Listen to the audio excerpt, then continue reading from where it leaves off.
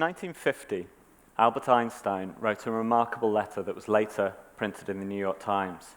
And in it, he argued that we all live in a kind of prison of restricted emotion and affection for the few people that are closest to us. And the challenge for us, he argued, is that we need to widen our circle of compassion. And this is not a new idea. We can find it in many of the world's religions, and also we can go back to the Stoics. And the very idea of cosmopolitanism came out of this idea of concentric circles of the self, family, friends, community, the country, and the world. And the Stoics argued that we needed to bring everyone into our inner circle. Consider this. These two girls, I do not know their names, but they live in Madagascar. Are they any less a human being than the person next to you, or the people who live down the street? Do they live in some kind of different moral universe where they are less deserving of our compassion or our assistance if they get sick, or if they are malnourished, or if they can't afford to go to school? These are actually really hard questions that moral philosophers have been grappling with for decades, if not centuries. But most of us are not, or would not consider ourselves, moral philosophers.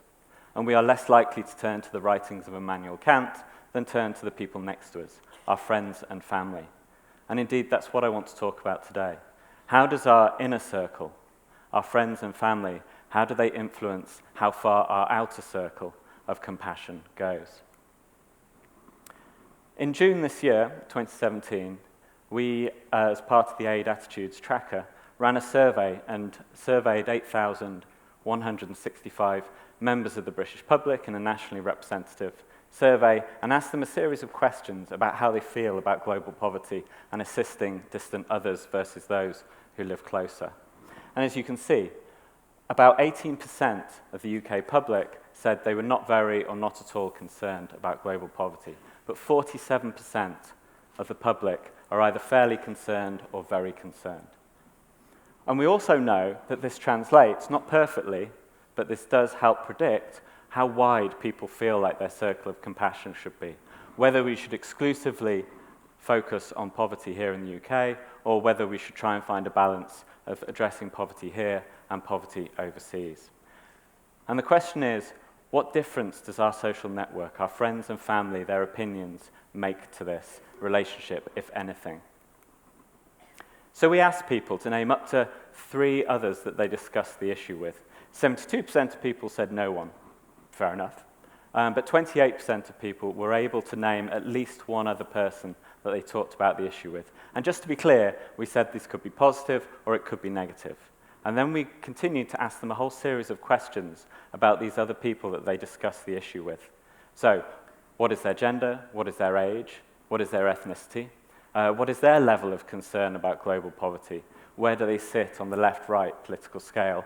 And finally, which of your connections, these other people, are most likely to influence your own opinion? And on that last question, this is what we found.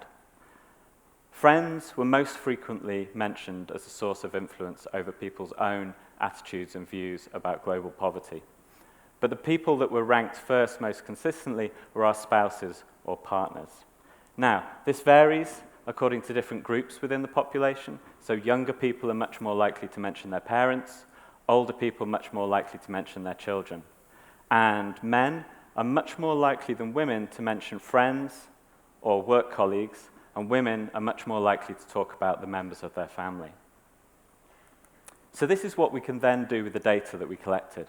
For each one of our respondents in the survey, we can build a mini social network around them that shows their connections and whether they are similar to them in terms of their gender, their age, maybe their attitudes, or whether they are very different. And so for each person, we can assign a score for each characteristic to say how diverse their network is. And we can use that score to describe the population, or we can use that score to help explain and to estimate the influence that it has on their circle of compassion and whether it makes it wider or smaller.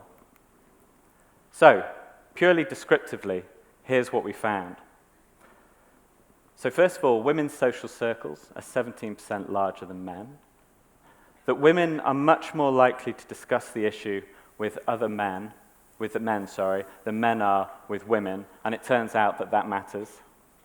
We also find that in terms of diversity, people are most likely to have age-diverse networks, then gender-diverse networks, before they are likely to have diversity in terms of the opinions of other people that they speak with.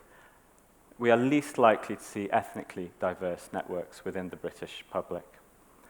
Another thing we found was those within the age group of 40 to 59 are the people who are most likely to only speak to other people who share the same opinions as themselves. So if any of you know someone who's about to turn 40, then wish them luck, because they're about to enter into the biggest echo chamber of their life so far. We also know that women are more concerned about global poverty than men are, and those who are younger are more likely to be concerned than those who are older. But how does all this matter? To go back to the original question and to think about how these things influence how wide our circle of compassion is. So, first of all, what widens our circle of compassion? Firstly, your circle of compassion will be wider if you are concerned about global poverty. That stands to reason, we knew that already, and it stands up and it holds. Your circle of compassion will also be wider if you are younger, as opposed to being older. But interestingly, your circle of compassion will be wider if you are male than if you are female for any given level of concern. So, how do the social networks matter? Well, firstly, if you discuss the issue with a more gender-diverse group, so if you identify as female and you speak with men or males, or vice versa, you are more likely to have a wider circle of compassion. And we might want to think about different sociological explanations of why this might be. Maybe it's openness to diversity, different views of compassion, etc., expands our horizons. I have a friend who's worked on global poverty for many, many years, very committed, and he offered another more personal take on this. And he said, David, I can tell you how I got into it. There was the two girls I fancied the most, and they joined Amnesty International, so I joined Amnesty International too. So there's that.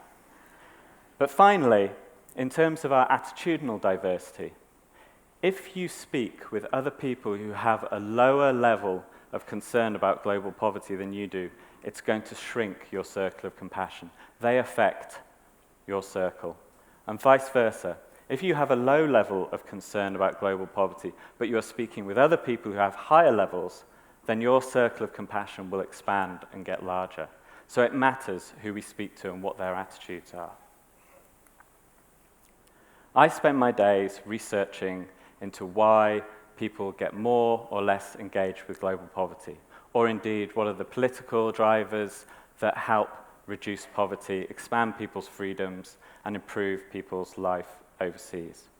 But I totally accept that not everybody shares those priorities, and that is absolutely fine. But here's the deal. The late, great Brian Clough was being interviewed by Michael Parkinson, and Parkinson asked him a question. He said, what do you do when one of your players disagrees with you and says, boss, I think you're doing it wrong? And Clough replied, well, I ask him how he thinks it should be done, then we get down to it, we talk for 20 minutes, and then we decide I was right.